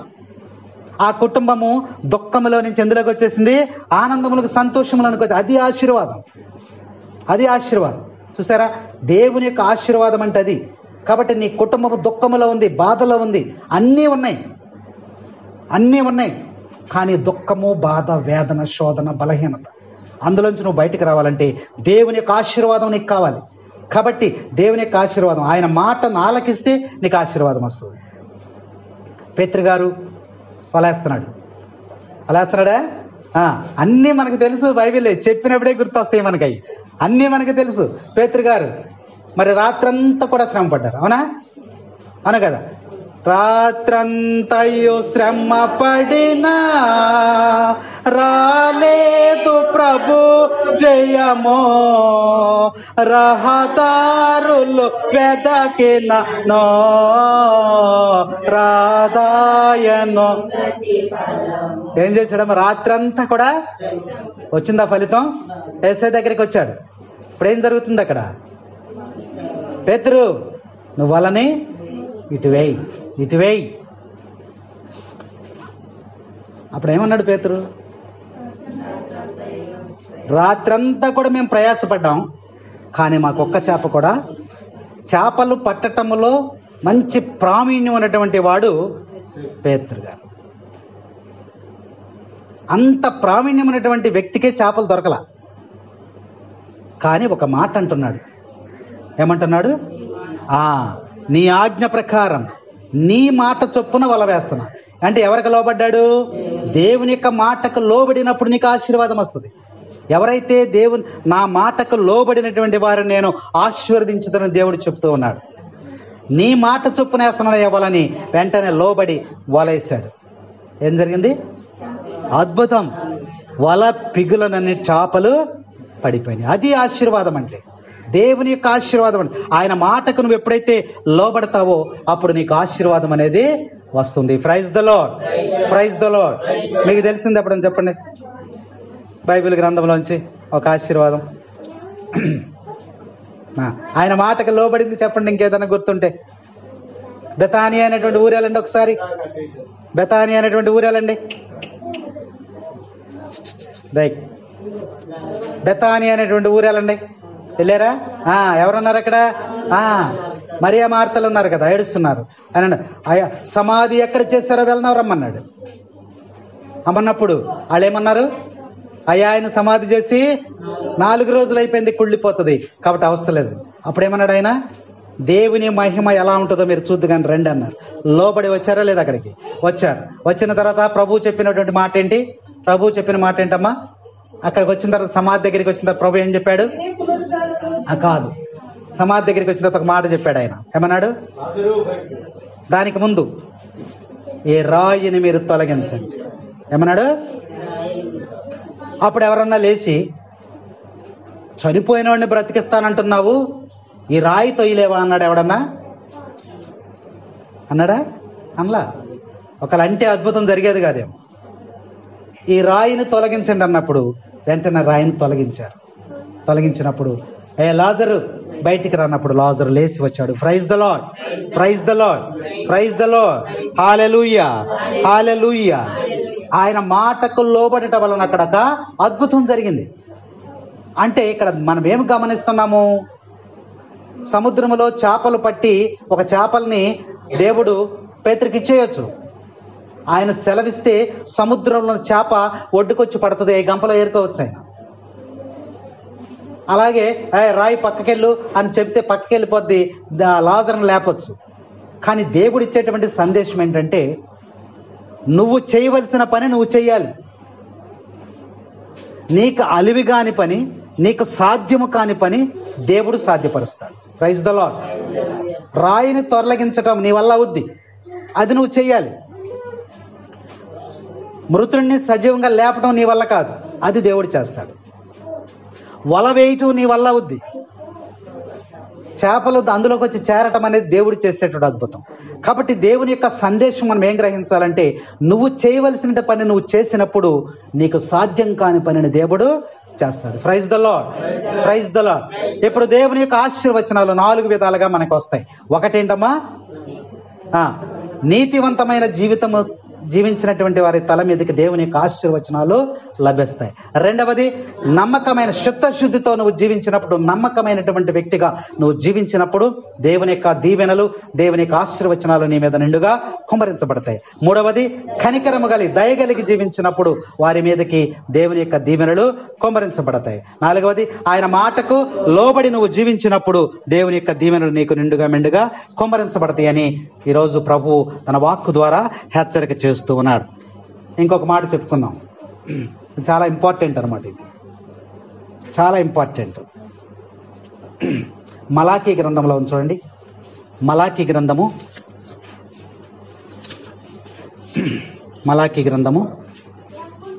3వ అధ్యాయము 10వ వచనం. మీరు ఈ 10వ పాలును సంపూర్తిగా దేవాలయమునకు కొనిరండు, అప్పుడు దేవాలయము నుండి సమృద్ధముగా భోజనము లభించును. మీరు పరీక్షించి నన్ను చూడవచ్చు. నేను ఆకాశ ద్వారములు విప్పి నీపై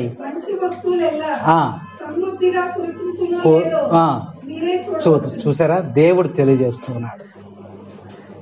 సేవకి ఎవరైతే సహాయం చేస్తారో 10వ పాలు, దశమ భాగాలు, దేవునికి కానుకలు ఎవరైతే చేస్తారో వారిని దేవుడు ఆశీర్వదిస్తారంట. దేవుడు ఏమంటున్నాడంటే, మీరు పరీక్ష చేసి చూడు. దేవాలయమునకు, దేవాలయ నిర్మాణానికి, దేవాలయానికి, ఇప్పుడు ఒక దేవాలయం కట్టారు మనకి, మన ప్యారిష్లోనే లేదు అలాంటి దేవాలయం. పక్క ప్యారిష్లో కూడా లేనట్టు ఇంచుమించు గన్నవరంతో పోటీగా ఉంది అది. అంత దేవాలయాన్ని నిర్మించడానికి మీరు ఇచ్చినటువంటి ఆ కానుకలే, దేవుని సేవకై మీరు ఇచ్చినటువంటి ఆ దశమ భాగాలు, దేవునికి ఇచ్చినటువంటి మీరు ఇచ్చినటువంటి కానుకల ద్వారానే దేవాలయం నిర్మించబడింది. ఆ దేవాలయము నుండి ఏమొస్తుందంటే అక్కడ రాసింది.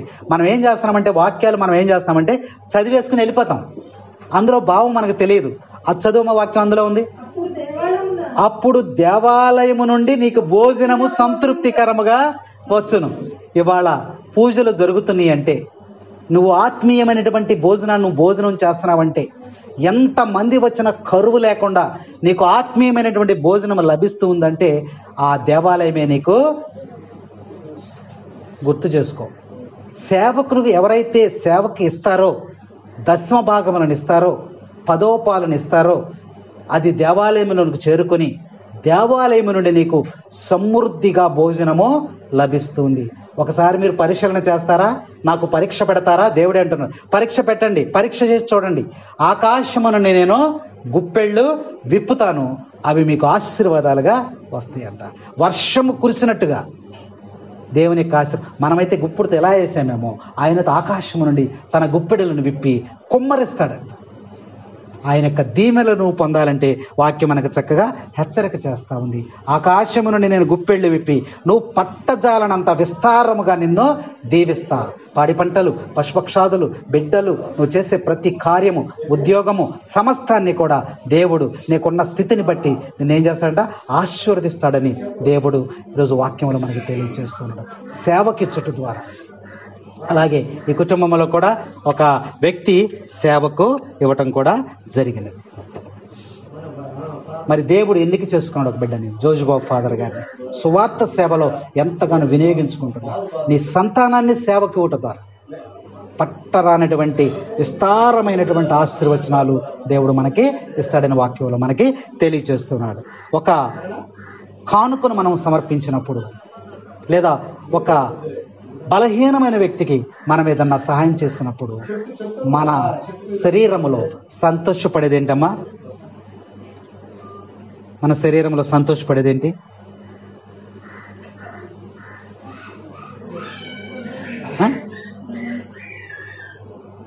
హృదయం. Very good. ఏం సంతోషపడద్ది? హృదయం. ఒక వ్యక్తికి నువ్వు సహాయం చేసినప్పుడు నీ హృదయము సంతోషపడుతుంది. హృదయాన్ని నువ్వు సంతోషపెట్టను. అదే ఒక వ్యక్తిని బాధ పెట్టినప్పుడు కూడా నీ హృదయము బాధపడతా ఉంటుంది. అందుకనే ప్రభువు చెప్తున్నాడు, సేవకు ఎవరైతే సహకరిస్తూ ఉన్నారో వారందరినీ కూడా దేవుడు ఏం చేస్తాడంటమ్మా? ఆశీర్వదిస్తాడని. లాస్ట్కి ఇంకొక మాట చెప్పి ముగిస్తాను. లాస్ట్కి ఇంకో మాట చేయనండి ఓపికతో. వాక్యంలో చూస్తారా? చూడండి, మత్తయి శుభవార్తలో 7వ అధ్యాయంలో, మత్తయి శుభవార్తలో 7వ అధ్యాయంలో 7వ వచనం.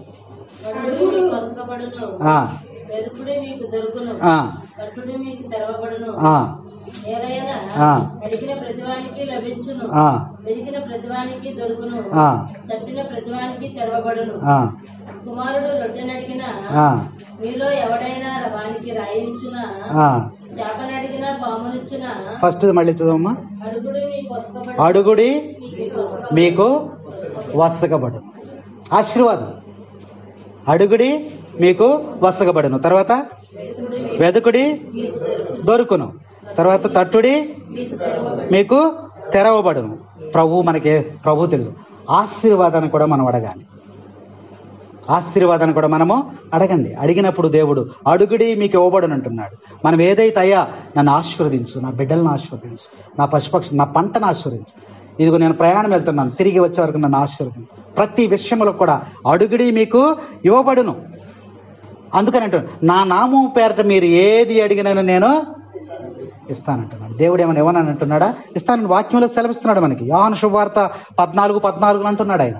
అడగండి, నా నామం పేరట మీరు నా పేరుని బట్టి ఏదైనా అడగండి, నేను ఇస్తానని ఆయన చక్కగా మనకి వాగ్దానము చేస్తూ ఉన్నాడు. కాబట్టి దేవుని ఆశీర్వాదం కొరకు మనం అడగాలంట. అడిగితేనే అమ్మైనా అన్నం పెడుతుంది. అన్న అడిగిందా? అన్న అడిగాను. ఏం అడిగింది? కుమారుని పొందెను. ఇంకెవరు అడిగారు?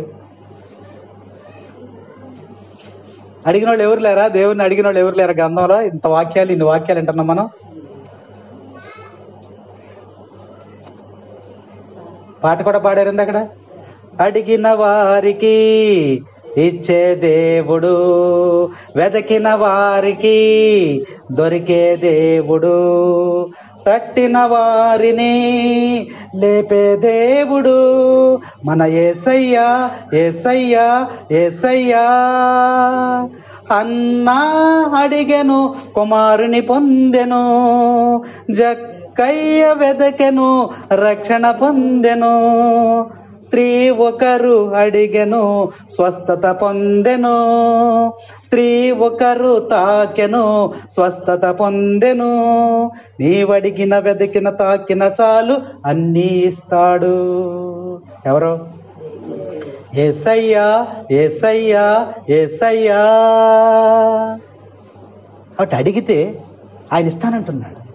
అన్న అడిగింది తీసుకుంది, జక్కయ్య అడిగాడు పొందుకున్నాడు. ఆ రక్తస్రావరిగిలి తాకింది, స్వస్థత పొందింది. కాబట్టి అడిగినప్పుడు ఆయన నువ్వు అడిగిన ఏదడిగినా ఎప్పుడు కూడా దేవుడు నీకు సహాయం చేస్తాడని వాక్యంలో ఈరోజు సెలవిస్తూ ఉన్నాడు. కాబట్టి ఈరోజు కుటుంబానికి దేవుడు చక్కని వాక్యాన్ని ఈరోజు వాళ్ళకి అందిస్తూ ఉన్నాడు. ఏమిటి అంటే, ఆయన నువ్వు ఒక నిరాశ పడుతున్నావేమో, నువ్వు మరి బాధలో కష్టంలో ఉన్నావేమో, అన్నీ ఉన్న శాంతి సమాధానంతో లేవేమో, నేను ఈరోజు నిన్ను మరిచిపోను, నిన్ను జ్ఞాపకపరుచుకుంటాను, నిన్ను దీవిస్తాను, నీ బిడ్డలను దీవిస్తానని దేవుడు ఈరోజు తన వాక్యము ద్వారా ఈరోజు కుటుంబాన్ని దేవుడు ప్రేరేపిస్తూ ఉన్నాడు. అందుకనే ఆ యొక్క హగ్గయిలో రాసినటువంటి వాక్యాన్ని మరొకసారి జ్ఞాపకం చేసుకుని ముగించుకుందాం. ఒకవేళ నీకు పంట నిలవలేదని నువ్వు బాధపడుతున్నావేమో, నువ్వు అనుకున్నది సంతృప్తిగా నీకు దేవుడు దయచేయలేదని నువ్వు బాధపడుతున్నావేమో, నీ దీవెనలకు ముందున్నాయి. నేను నిన్ను మర్చిపోలేదు, ఇక మీదట నేను నిన్ను ఆశీర్వదిస్తాను, నువ్వేమీ బాధపడవలసిన అవసరం లేదని దేవుడు మనకి సమయంలో హెచ్చరిక చేస్తూ ఉన్నాడు. అలాగే ఒకవేళ నేను నిన్ను మర్చిపోయానని నువ్వు బాధపడుతున్నావు, నిరాశ చెందుతున్నావేమో, ఆవేదన చెందుతున్నావేమో నిన్ను జ్ఞాపకం చేసుకుని మరి నేను దీవిస్తానని ఈరోజు దేవుడు వీరి కుటుంబానికి మరి వాక్యం ద్వారా ఈరోజు తెలియచేశాడు. కాబట్టి దేవుని మీద విశ్వాసంతో జీవించండి. కాబట్టి దేవుని యొక్క ఆశీర్వాదం కోసం మనం ఎల్లప్పుడూ దేవునితో సహవాసం చేయాలి. ఒకసారి జ్ఞాపకం చేసుకోండి. ఎలా అంటే మొట్టమొదటి ఏంటి? దేని వలన ఆశీర్వాదం వస్తుంది? ముగింపు ఎలా వస్తుంది? ఆ నీతివంతమైన జీవితం ద్వారా దేవుడు మనల్ని దీవిస్తానంటున్నాడు. రెండవది నమ్మకమైనటువంటి యథార్థమైనటువంటి జీవితం జీవించటం ద్వారా దేవుడు మనల్ని దీవిస్తానంటున్నాడు. ఇంకోటి దయా కనికరం కలిగిన వ్యక్తులను దేవుడు తన యొక్క దీవెనల ఆశీర్వచనాలు ఇస్తానన్నాడు. ఇంకా ఎవరైతే నా మాటకు లోబడతారో వారిని ఆశీర్వదిస్తానని దేవుడు చెప్పాడు. ఇంకేం చెప్పాడు? 10వ భాగమును 10వ భాగమును నీ సేవకై ఎవరైతే మరి సేవకు మరి కొంత సహాయం చేస్తారో వారిని ఆశీర్వదిస్తానన్నాడు. ఇంకోటి ఏంటి? అడగండి, నీకు కావలసినటువంటి ఆశీర్వచనాలు అడగండి, అడిగితే మీకు నేను దయచేస్తాను. అనేక మంది అది పొందుకున్నారు. కాబట్టి నువ్వు కూడా ఈరోజు బైబిల్ జ్ఞానాన్ని పొందినటువంటి మనము దేవుడు మనతో మాట్లాడినటువంటి విషయాలను అనేక సందర్భాలలో మనము తిరిగేటువంటి ప్రాంతంలో నివసించేటువంటి కుటుంబంలో మనం ఒక్కొక్కసారి జ్ఞాపకం చేసుకుని దేవుని యొక్క ఆశీర్వచనాలు మరి పొందుకునేలాగున మనం ప్రయత్నం చేయాలని దేవుడైతే సిద్ధముగా ఉన్నాడు. దేవుని యొక్క ఉద్దేశం ఏంటమ్మా? దేవుని యొక్క ఉద్దేశం ఆశీర్వదించాలని ఆయన ఎదురు చూస్తున్నాడు. శిష్యులందరినీ కూడా ఎక్కడికి తీసుకెళ్లాడు? బెతానియా అనేటువంటి ఊరిని తీసుకెళ్లి వారందరినీ కూడా సమృద్ధిగా ఆశీర్వదించాడు. కాబట్టి గృహములోని బిడ్డలందరినీ కూడా దేవుడు, ఈ కొడుకులో పాల్గొన్న బిడ్డలందరినీ కూడా దేవుడు ఆశీర్వదించాలని మనందరం కూడా ప్రార్థన చేద్దాం. పిత పుత్ర పవిత్రాత్మ నామమున ఆమేన్. మోకరించండి, ప్రార్థన చేసుకుందాం.